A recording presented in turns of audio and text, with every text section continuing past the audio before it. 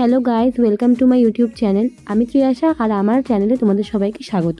তো বছরের শুরুতেই সব বান্ধবীরা মিলে আমরা চলে গেছিলাম ঘুরতে, পিকনিক করতে বেসিক্যালি। তো একটা পার্কে, সেখানে গিয়েই আমরা দেখো চাদর পেতে বসে পড়েছিলাম।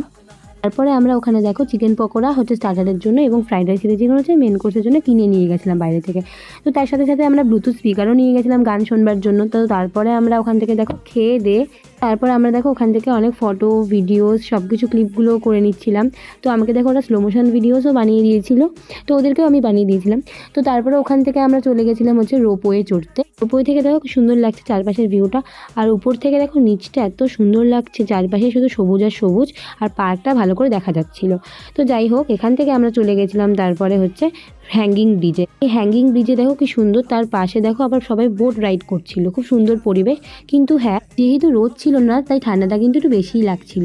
তো তারপরে আমরা দেখো শীতটা একটু কাটানোর জন্য আমরা একটুখানি ব্যাডমিন্টন খেলে নিচ্ছিলাম। তো আজকের ভিডিওটা এইটুকুই, ভালো লাগলে তোমার লাইক শেয়ার